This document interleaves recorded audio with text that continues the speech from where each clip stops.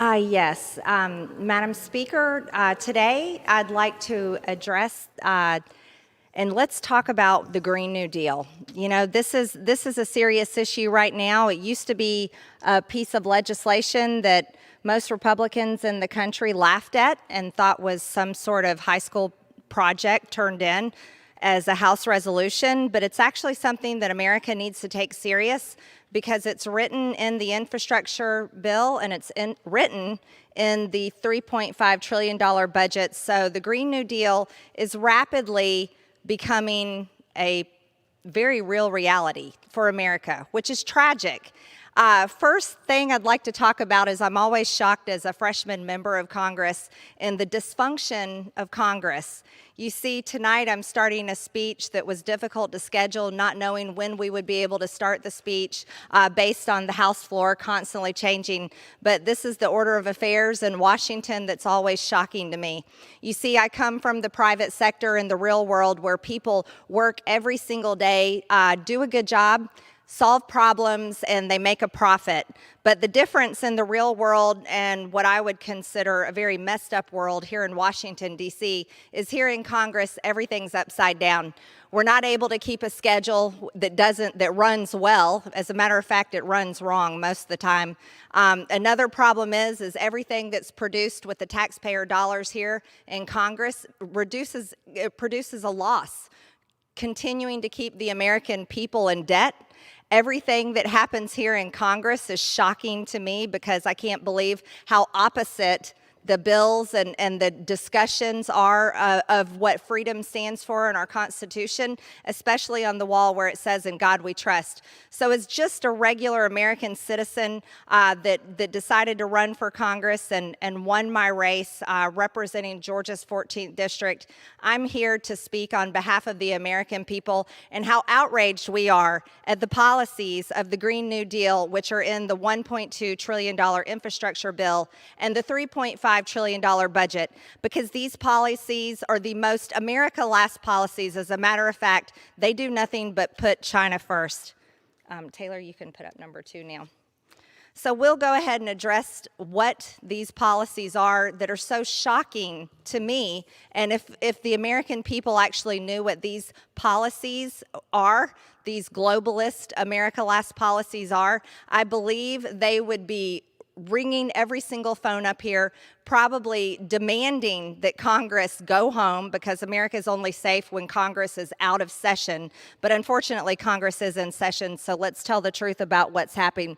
You see, this is a simple meme that you would find on the internet, but this meme is very real. The Green New Deal, surprise, serves China and China only. You can go ahead and put number 1 up. So today, talking about the Green New Deal and the all-out war on the men and women who built this country, which is definitely happening every single day here in Congress, Democrats want to turn the lights out on America. They want to shut down our economy.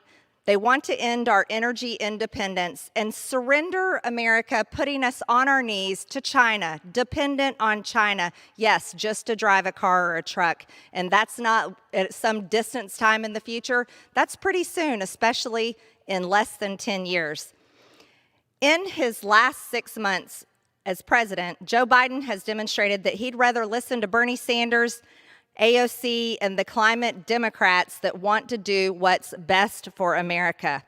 He's raising an army of vaccine police and climate justice troops to track your every single move. Yes, American citizens, the government wants to track you. On top of that, Democrats in Congress are happy to take every penny of Americans' hard-earned paycheck to destroy our economy through the so-called Green New Deal. A complete government takeover of every aspect of our lives under the excuse of so-called climate justice. This is not a theoretical idea for these people. Unfortunately, you would think it's a joke, but it's not. No, they want to transform America into a third world country, and that's exactly what these policies will do. To quote Senator Ed Markey, the Green New Deal isn't just a resolution, it's a revolution. In the past 2 years, the Green New Deal has become the DNA of climate action, and the principles of jobs, justice, and climate action are now widely represented in legislation and state and local actions across the country. The Green New Deal provides the framework we need to confront the intersecting crises our country faces: climate change, a public health pandemic, racial injustice, and economic inequality. We can transform our economy and our democracy for all Americans by addressing the generational challenge of climate change. We have the technology to do it. We have the economic imperative. We have the moral obligation. We just need the political will. So let's talk a little bit more about the people that believe in this. One of my colleagues here in the House of Representatives, my colleague, Democrat from New York, I had asked her to debate this policy because, you see, I believe in debate. I believe the American people deserve to know exactly what's in these bills and the outcome and the effect on the economy. As a successful business owner who makes a profit and not a loss, I would like to debate my colleague from New York and talk to her about how her policies are actually going to destroy jobs and do nothing for the climate, because the reality is the climate's changed in the entire history of the earth, and no amount of taxes that anyone can pay is going to change the climate, and that's just the truth. That's not made up like climate change and climate justice. So according to Congresswoman Ocasio-Cortez, the dozens of bills that have sprung from this resolution since we introduced it 2 years all contain, number one, a commitment to creating good-paying union jobs. Number two, prioritizing frontline and vulnerable communities disproportionately affected by climate change. I didn't know the climate affected some communities and not others. I'm from Georgia. It's pretty hot and humid. I didn't know that it had anything to do with the color of our skin or how much money that we made, but apparently, according to Congresswoman Ocasio-Cortez, it does. You see, she says, number three, reducing greenhouse gas emissions from human sources by 40 to 60% within 10 years, and net zero global emissions by 2050, in line with the Intergovernmental Panel on Climate Change's finding that global temperatures must not increase more than 1.5 degrees Celsius above pre-industrialized levels in order to avoid the most severe impacts of climate change. I find it pretty shocking that people actually think that members of Congress and their legislation is actually going to control the Earth's temperature or the climate. You know, really what all of this is going to do is help this man out the most, President Xi of China. It's sad, really, really sad. The White House proudly stated that President Biden rejoined the Paris Agreement on day one and organized a national climate task force to establish a new 2030 emissions target. In April, President Biden committed to halving greenhouse gas emissions by 2030 and creating a carbon pollution-free power sector by 2035. As other countries race past us, President Biden wants to dismantle and cripple the United States energy grid in order to look good at climate events in Europe, while China laughs at our decline. And oh yes, President Xi will be laughing, and he's already laughing at President Joe Biden right now, because President Xi himself knows one thing very clear. If we're going to reduce our carbon emissions, cutting them down in half by 2030, that means we're cutting our economy in half by 2030. So President Xi of China, who's very clever and thinks the long game, is planning on ramping up his economy, as a matter of fact, increasing carbon output, he says, until at least 2035. And then while President Joe Biden says, oh, America's carbon will be net zero by 2050, President Xi is still laughing, saying, oh, well, maybe China can try to get to net zero by 2060. You see, China is gaming us at our own stupidity.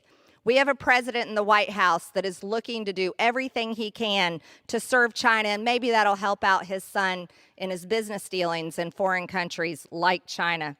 Under the woke ideology of Biden's Environmental Protection Agency, public waters could mean any source of standing water the government feels constitutes waters of the United States. What does that apply to? Does that apply to someone's pond on their private land or a private lake in someone's on their farm?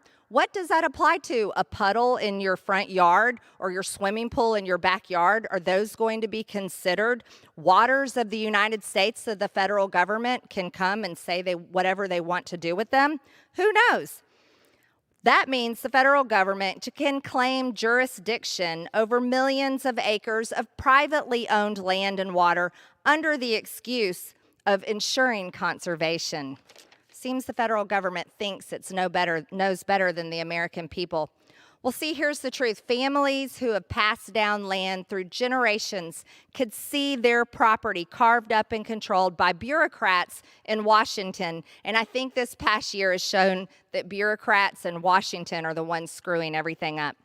Biden's executive order implements a socialist agenda by creating well-paying union jobs, including more for women and people of color in occupations where they are underrepresented to combat the climate crisis and reduce greenhouse gas emissions, sequester carbon in soils, grasses, trees, and other vegetation, and source of sustainable bioproducts and fuels, cows, cow flatulence, and whatever else.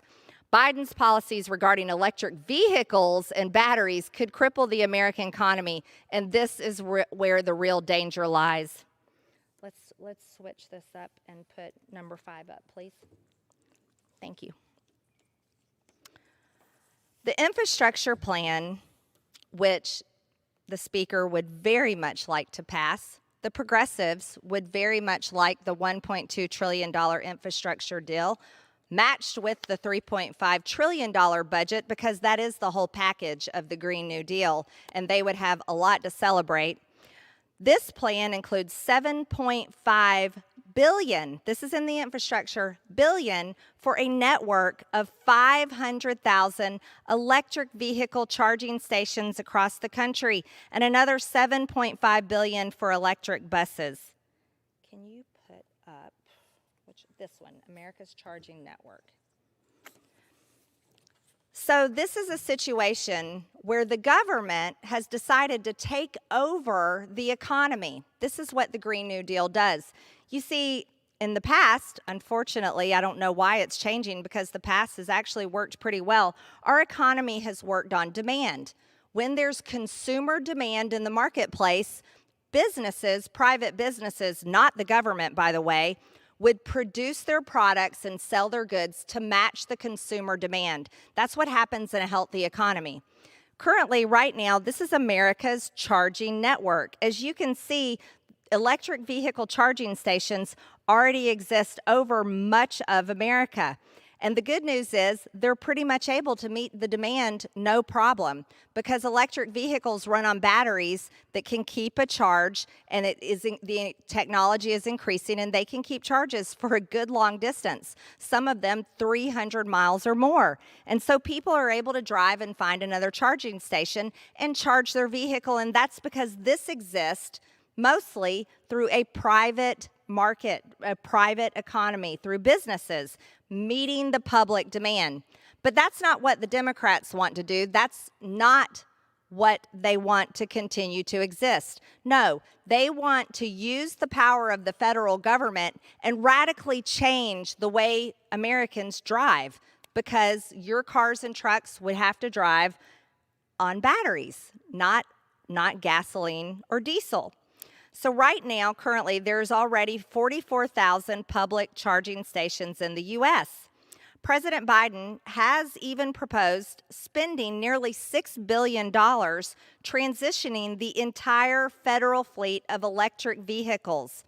So President Biden, Vice President Kamala Harris, Speaker of the House, the Democrats, everyone is on board with this right here, spending $7.5 billion of Americans' hard-earned tax dollars that they had to work for, and then the IRS collects, so that the government can force us to move to electric vehicles by building another 500,000 electric vehicle charging stations. Why would they have to do that? That's because they're going to force you to drive an electric vehicle that uses a battery. And then they want to spend more of your tax dollars, $7.5 billion for electric buses, and then more of your tax dollars, $6 billion as a matter of fact, to transition the whole federal fleet to electric vehicles. This is so shocking. So Biden's terminate, here, let's go further.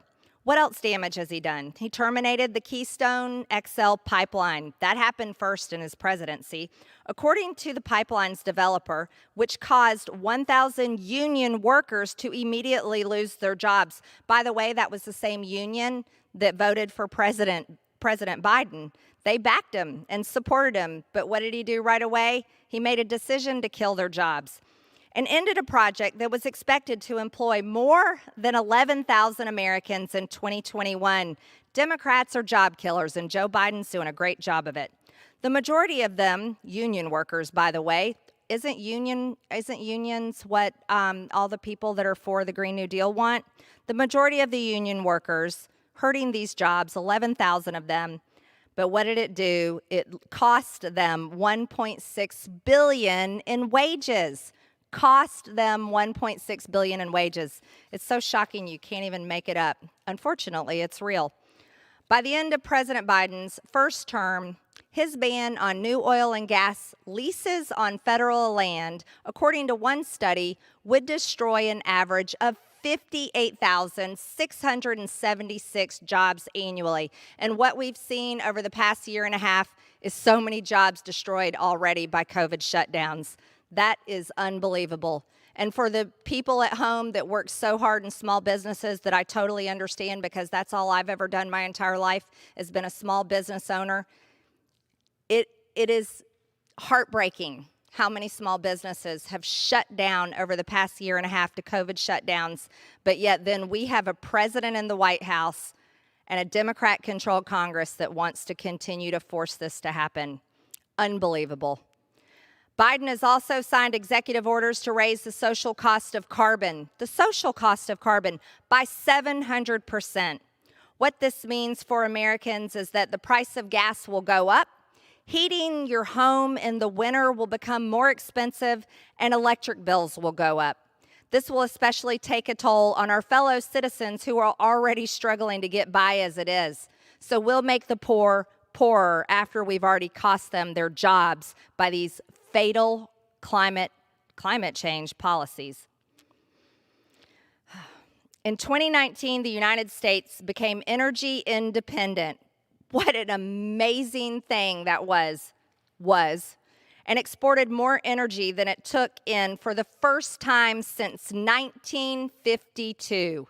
Let's say that again. In 2019, the United States became energy independent and exported more energy than it took in for the first time since 1952. I'd like to thank President Donald J. Trump for that and his America First policies. Sadly, they're no more. Part of this came from the fact that the U.S. exported more natural gas than ever before, partially because the United States transitioned away from coal to natural gas. Our carbon emissions shrunk. Wow, isn't that the goal? Which allowed the U.S. to lead the world in reducing energy-related CO2 emissions. But let's get back to electric vehicles, because this is what's going to truly affect every single American that drives a car or a truck or relies on a vehicle to get to work, or let's just be real, is a taxpayer. Can you go ahead and put up number 5, please? Thank you.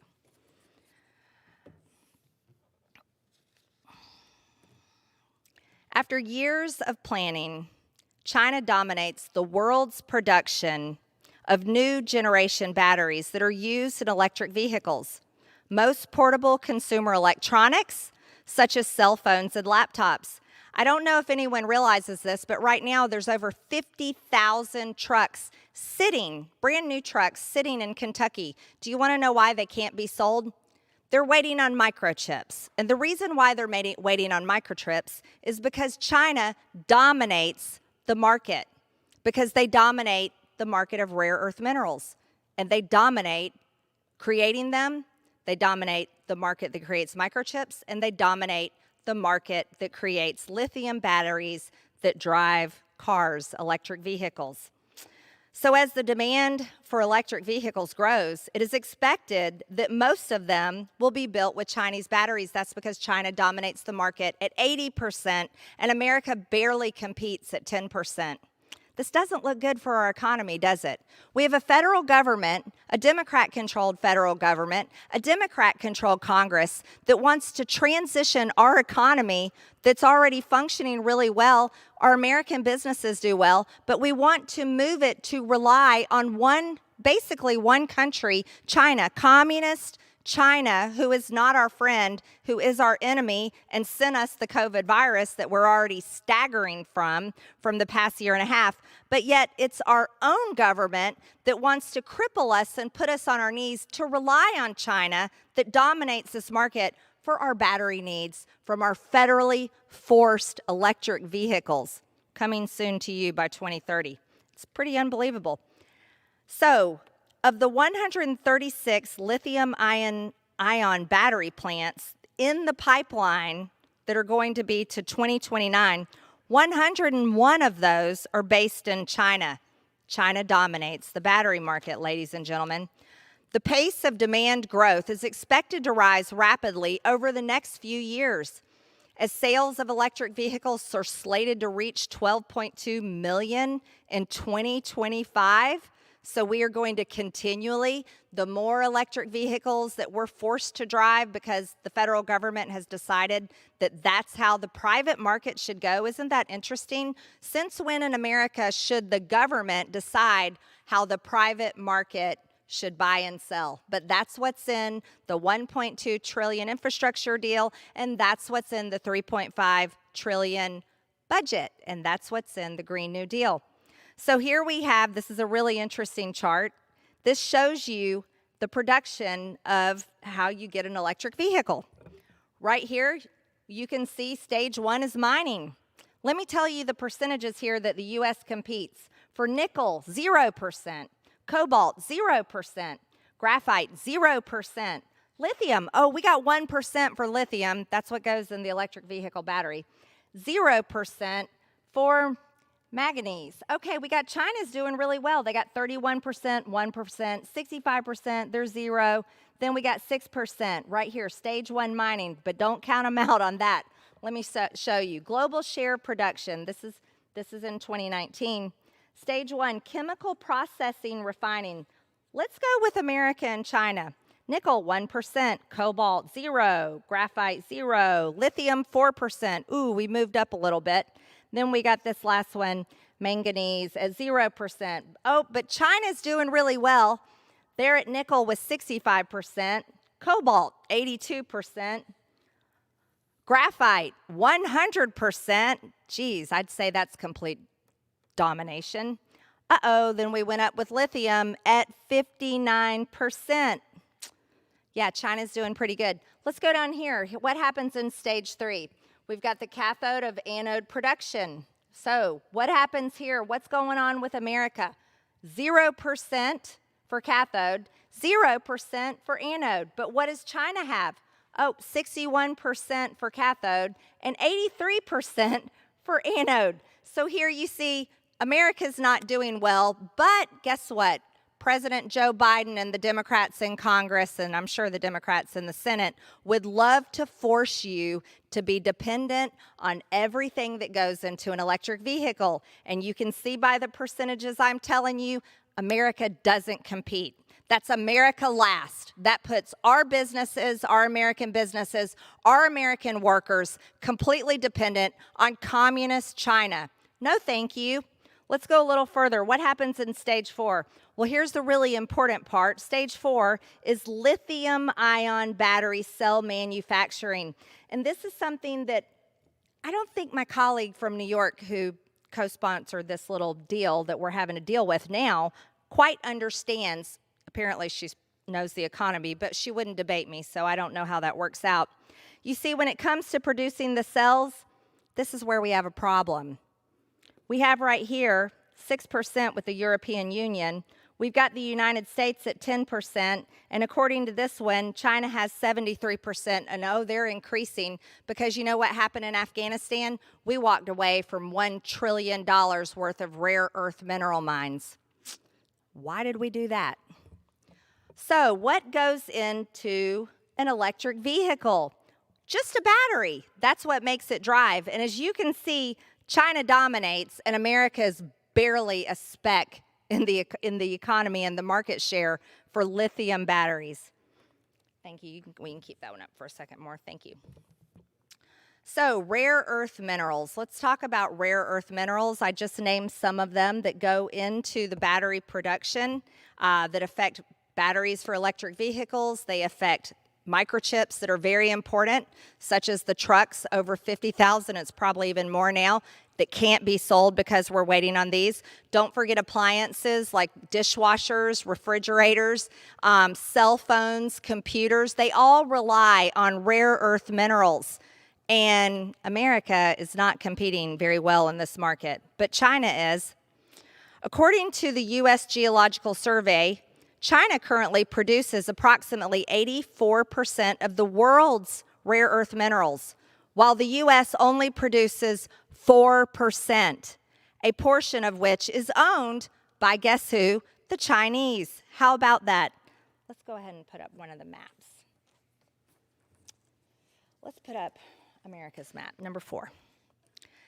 The estimated value of rare earth compounds and metals imported by the United States increased by 10 million from 2018 to 2019. It's a big market because everybody knows that this has been the goal for quite a time. There was a decline last year due to COVID.